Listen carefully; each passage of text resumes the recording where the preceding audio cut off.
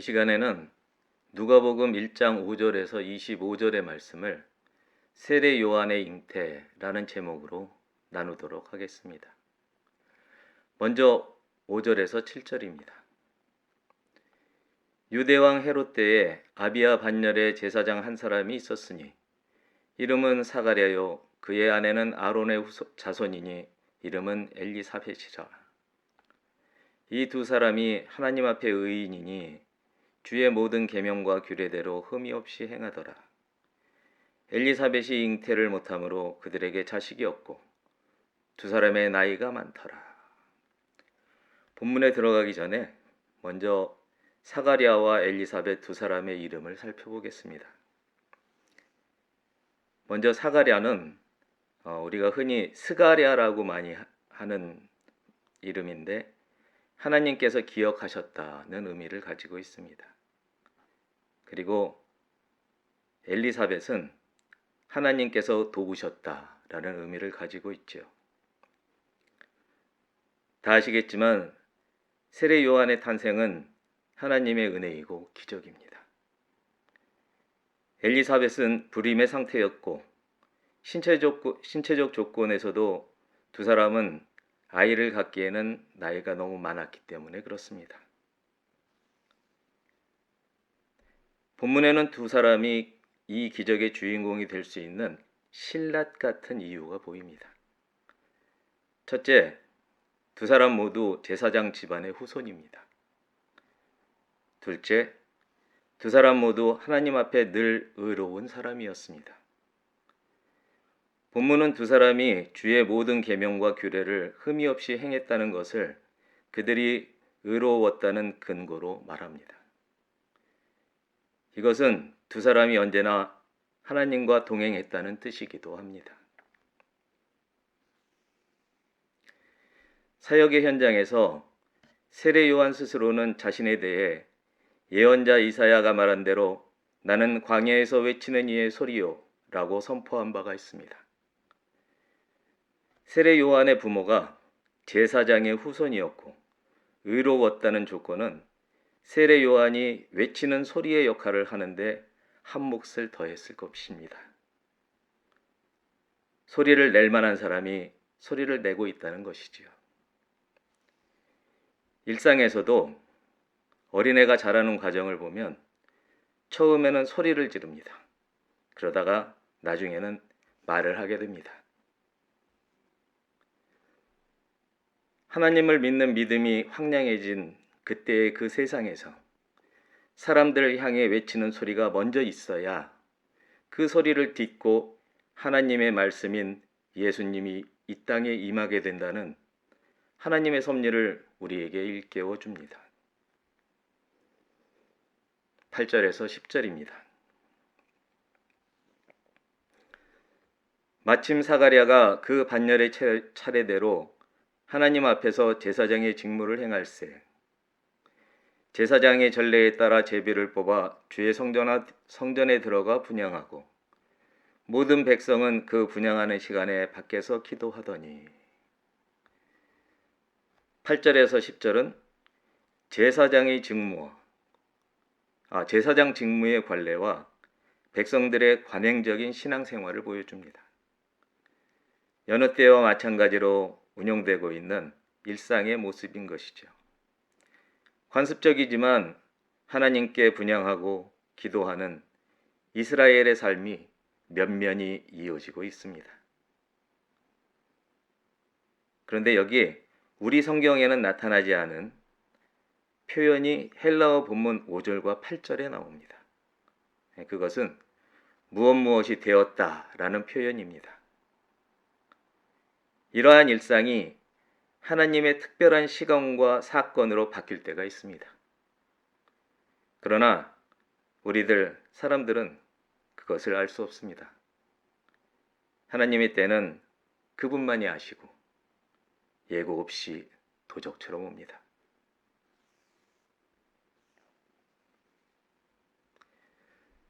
11절에서 17절입니다.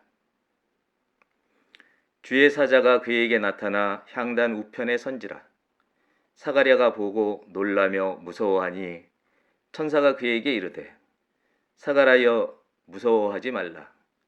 너의 간구함이 들린지라 내 아내 엘리사벳이 네게 아들을 낳아 주리니 그 이름을 요한이라 하라. 너도 기뻐하고 즐거워할 것이요 많은 사람도 그의 태어남을 기뻐하리니 이는 그가 주 앞에 큰 자가 되며 포도주나 독한 술을 마시지 아니하며 모태로부터 성령의 충만함을 받아 이스라엘 자손을 주 곧 그들의 하나님께로 많이 돌아오게 하겠음이라.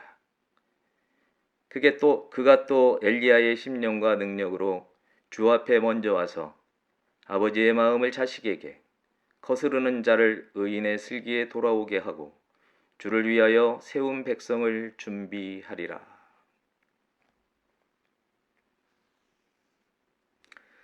성소 안에서 전혀 예상할 수 없었던 상황이 발생합니다. 하나님의 사자 가브리엘이 나타난 것입니다. 가브리엘을 본 사가랴는 급작스레 멘붕 상태가 됩니다. 그리고 본문에는 그가 무서워했다고 표현되어 있지만 실제는 경외감이 그에게 쓰나미처럼 밀어닥친 것입니다. 사가랴가 경외감을 느끼는 게 아닙니다. 경외감이 그를 압도하는 것입니다. 하지만 하나님의 메시지가 없이 400여 년이 흘러왔다는 것을 생각하면 당연한 반응이기도 합니다. 그런데 여기서 가브리엘이 나타난 위치가 우편이라는 데서 가브리엘이 좋은 소식을 가지고 현현했다는 것을 알 수가 있습니다. 예수님의 비유에서도 양들은 오른편, 염소들은 왼편에 둔다는 말씀도 있고 예수님 역시 하나님 오른편에 계시다는 데서 우편에 대한 의미를 유추해 볼 수 있습니다. 우편은 좋은 것이지요. 사가랴의 반응을 보고 가브리엘은 일단 두려워 말라는 말로 사가랴를 안심시켜 봅니다. 그리고 서둘러 가브리엘은 자신이 오게 된 까닭을 말합니다. 그 이유는 사가랴의 간구가 들렸기 때문입니다. 조금 전에 나누었던 하나님께서 기억하셨다는 사가랴의 이름을 떠올리게 합니다. 간구의 내용이 무엇이었을까요? 본문을 통해 미루어 짐작해 보자면 사가랴는 오랫동안 아내 엘리사벳에게서 아들을 원했다는 것을 알 수 있습니다. 이어서 천사는 그 아들의 미래를 말합니다. 먼저 그는 요한이라 불리게 됩니다. 히브리 말로 요한은 요하난 또는 예호하난으로 그에게 여호와는 은혜롭다 또는 그를 여호와가 은혜롭게 주셨다는 뜻을 가지고 있습니다. 그리고 둘째는 사가랴에게 기쁨이 되고 많은 사람이 그의 탄생으로 인해 기뻐할 것이라는 것입니다. 그도 그럴 것이 요한은 400여 년 만에 오는 선지자입니다. 말씀의 사막의 오아시스 같은 존재인 것입니다. 그가 기쁨이 되는 이유를 본문은 무엇이라고 말하는지 정리해 보겠습니다. 그는 하나님 앞에 여자가 낳은 사람 중 가장 큰 사람이 될 것입니다. 그는 전생애를 나실인으로 살 것입니다. 그는 뱃속에서부터 성령으로 충만할 것입니다. 결정적인 것은 16절인데 그로 인해 많은 이스라엘 자손이 하나님께로 돌아오게 될 것이기 때문입니다. 이어지는 17절은 16절에 대한 부연 설명입니다. 이 구절에 출처가 될 만한 구약의 말씀을 먼저 보겠습니다. 말라기서 4장 5절에서 6절의 말씀입니다. 보라, 여호와의 크고 두려운 날이 이르기 전에 내가 선지자 엘리야를 너희에게 보내리니 그가 아버지의 마음을 자녀에게로 돌이키게 하고 자녀들의 마음을 그들의 아버지에게로 돌이키게 하리라. 돌이키지 아니하면 두렵건대 내가 와서 저주로 그 땅을 칠까 하노라 하시더라. 먼저 요한은 엘리야와 같은 심령과 능력의 삶을 살 것입니다. 엘리야에 대해서 말하자면 엘리야는 선지자로서 하나님께 절대적인 순종의 삶을 살았고 하나님의 능력의 통로가 되었고 죽지 않고 하늘로 들려진 구약의 인물입니다.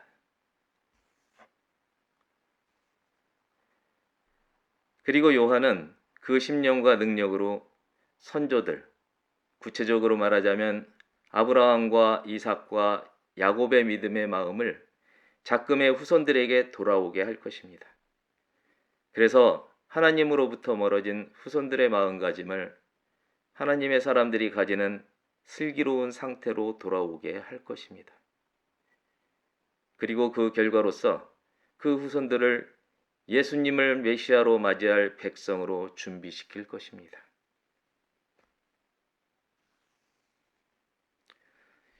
18절에서 20절입니다. 사가랴가 천사에게 이르되 내가 이것을 어떻게 알리요? 내가 늙고 아내도 나이가 많으니이다. 천사가 대답하여 이르되 나는 하나님 앞에 서 있는 가브리엘이라. 이 좋은 소식을 전하여 네게 말하라고 보내심을 받았노라. 보라, 이 일이 되는 날까지 네가 말 못하는 자가 되어 능히 말을 못하리니 이는 네가 내 말을 믿지 아니함이거니와 때가 이르면 내 말이 이루어지리라 하더라.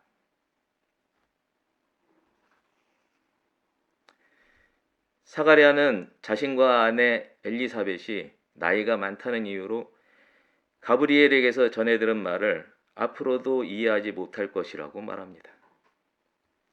조상 아브라함과 사라의 전례가 있었음에도 불구하고 이런 반응을 보인다는 게 정말 의아합니다만 실망하기가 싫어서 희망을 포기하는 게 사람의 어쩔 수 없는 속성인 모양입니다.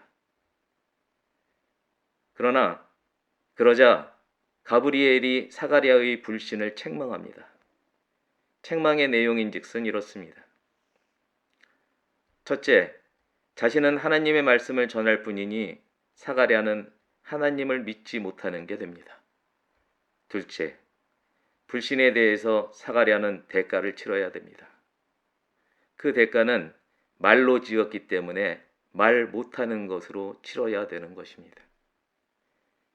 셋째, 대가를 치르는 기한은 가브리엘이 전한 말이 이루어질 때까지입니다.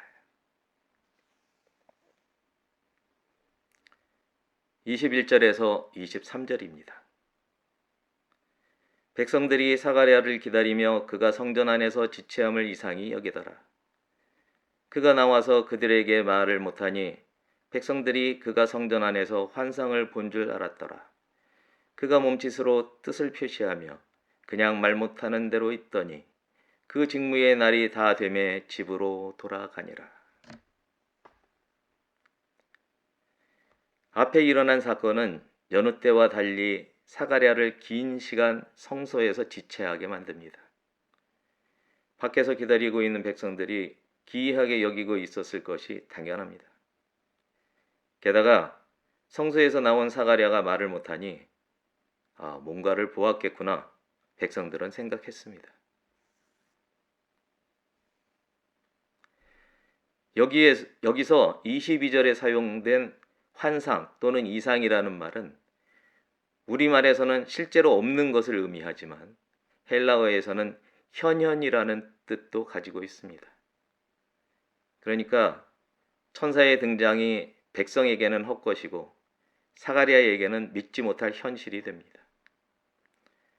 그러나 이 사건은 관습적인 신앙의 한 사건으로서 그저 지나가 버리고 백성은 백성대로, 사가랴는 사가랴대로 일상으로 돌아갑니다.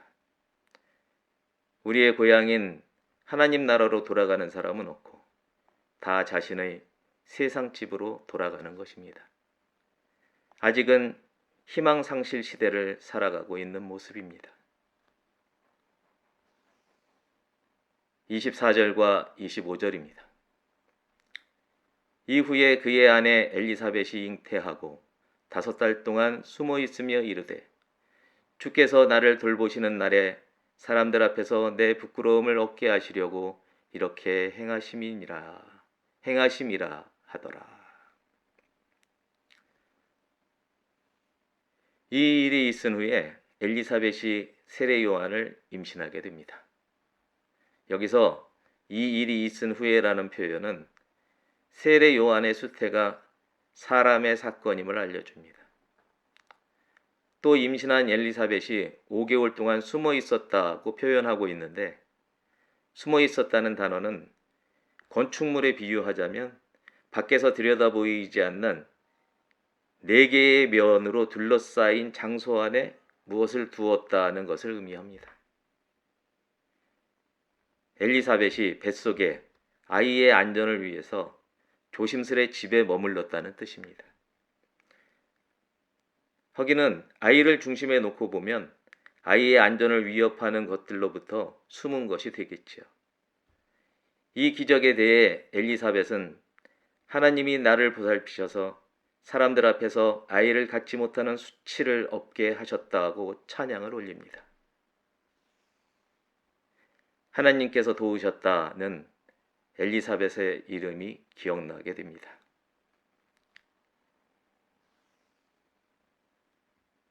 여러분, 지난 시간에 다루었던 누가복음 서두에 있는 데오빌로 가카라는 호칭을 누가복음을 나누는 내내 여러분에게 쓰게 될지도 모르겠습니다.